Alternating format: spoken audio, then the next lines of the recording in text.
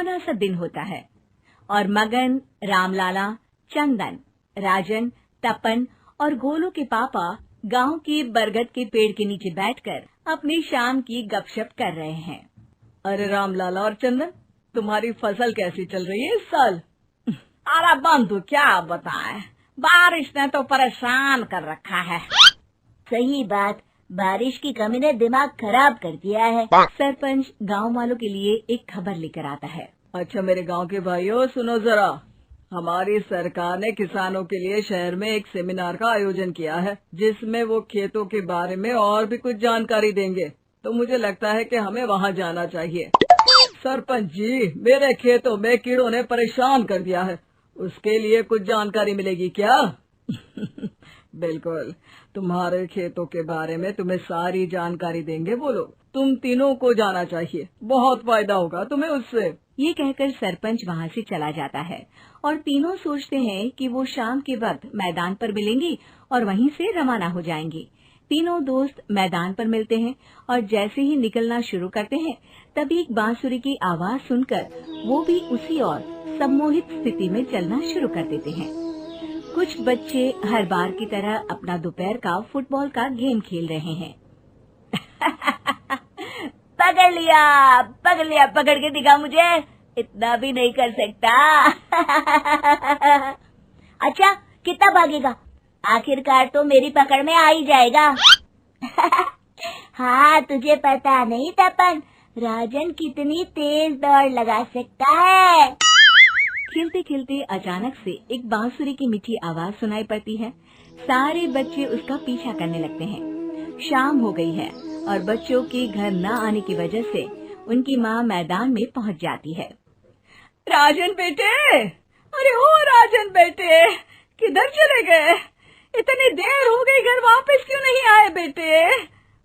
तपन बेटा, चलो घर, शाम हो गई है, कितना खेलोगे? और गोलू, ओ गोलू!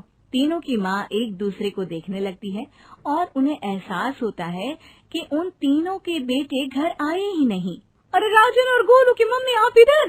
राजन और गोलू घर नहीं आए क्या अभी तक? नहीं तो दोपहर में राजन मुझे बताकर गया था कि वो तपन और गोलू के साथ खेलने जा रहा है। मैंने सुना है कि गांव में एक चुड़ैल घूम रही है, कहीं वही तो नहीं ले गई ना हमारे बच्चों को? ऐसा कुछ नहीं हुआ होगा, हम तीनों अलग अलग जगह ढूंढते हैं।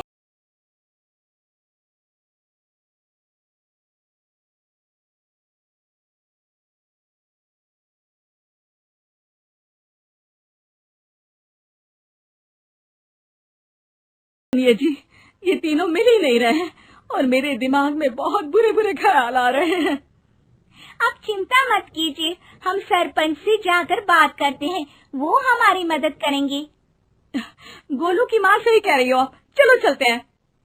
एक उम्मीद की आशा लेकर तीनों अपने बेटों की फिक्र में सरपंच के घर जा पहुंचती है। सरपंच अपनी शाम की चाय पी रहे हैं और अखबार पढ़ रहे हैं।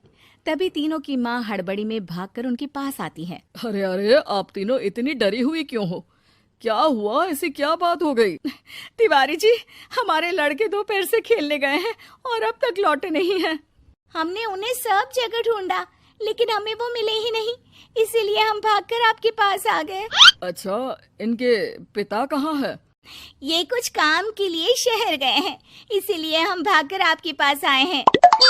हाँ, मैं उसके बारे में भूल ही गया था। एक काम कीजिए, मुझे उस जगह लेकर चलिए जिधर वो आखिरी बार खेल रहे थे। सरपंच घर से एक डंडा लेकर तीनों के साथ मैदान की ओर निकल पड़ते हैं। तीनों मैदान पर पहुंच जाते हैं और उन्हें ढूंढने के लिए कुछ सुराग खोजना शुरू करते हैं। आपको कोई ऐसी जगह पता है जहाँ ये तीनों साथ में मिलते हैं? नहीं जी, ऐसी तो कोई जगह नहीं पता।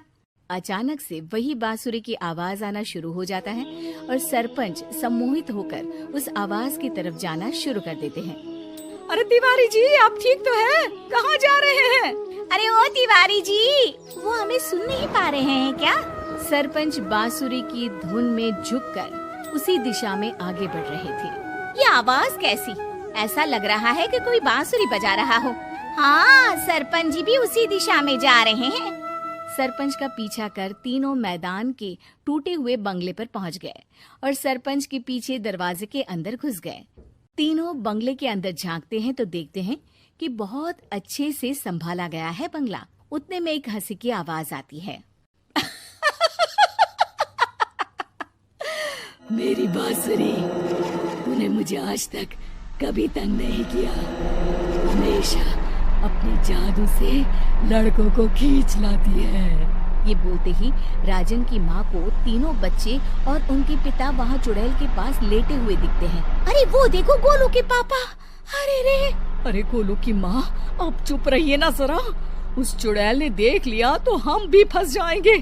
इन्हें बचाएगा कौन? लगता है ये शहर गए ही नहीं और इस चुड़ैल ने इन सबको भी यही बुला लिया है। अब हमें इन्हें छुड़ाना होगा। एक काम करते हैं। राजन की मम्मी गोलू और तपन की मम्मी को एक प्लान बताती है। बिल्कुल सही कह रही हो राजन की मम्मी। चलो आज इस चुड़ैल को मजा